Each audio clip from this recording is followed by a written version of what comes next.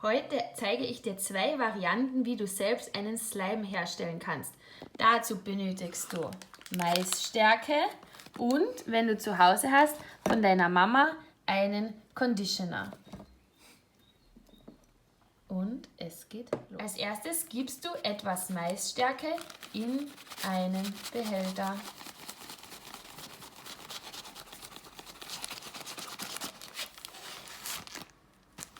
Nun nimmst du den Conditioner und fügst davon auch etwas dazu. Jetzt musst du nachher schauen, wie viel von dem Mischverhältnis du brauchst. Wir verrühren jetzt das Ganze und du siehst, wenn es noch zu trocken ist, gibst du etwas Conditioner noch dazu. Wenn es dann wieder zu flüssig ist, etwas Maisstärke. Du verrührst das Ganze dann so lang, bis eine gute Konsistenz dabei herauskommt. Wenn du magst, kannst du auch deine Finger dabei verwenden. Du musst jedoch darauf achten, dass du mehr Maisstärke als Conditioner nimmst. Lass dir dabei ruhig Zeit. Um deinem Slime eine coole Farbe zu geben, kannst du dann auch etwas Lebensmittel- bzw. Speisefarbe dazugeben.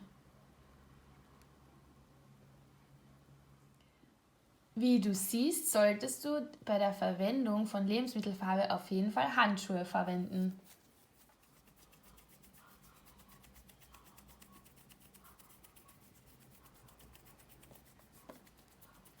Dein Slimy.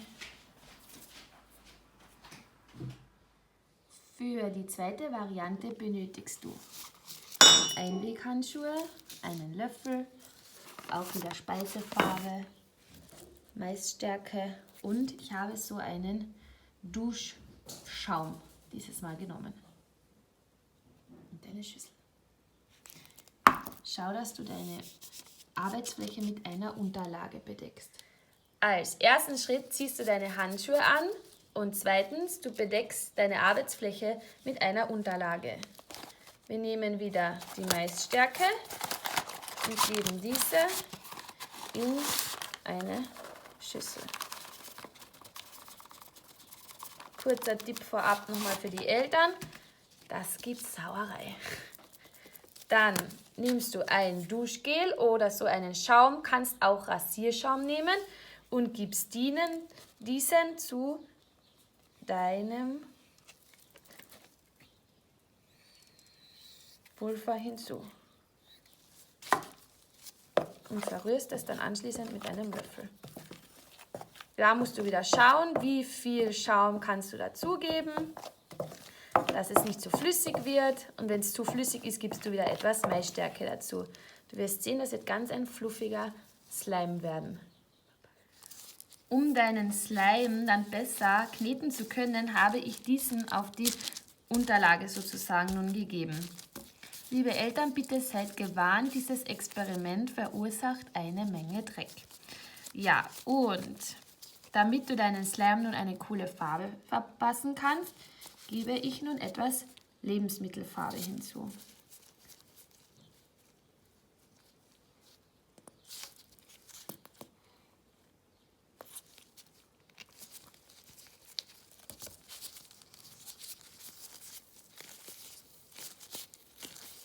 Dabei ist es wichtig, dass du die Handschuhe anhast, ansonsten hast du nämlich zunächst die ganze Lebensmittelfarbe an deinen Fingern kleben.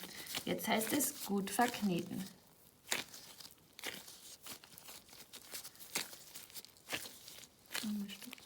Dein Slime sollte dann so aussehen.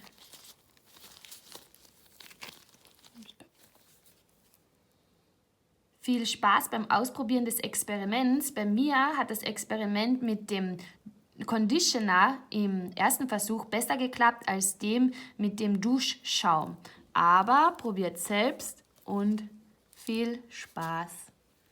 Zum Abschluss noch ein Tipp, wenn du den Slime dann in Frischhaltefolie packst und in den Kühlschrank gibst, dann wieder frisch aufknetest, haltet er schön lange.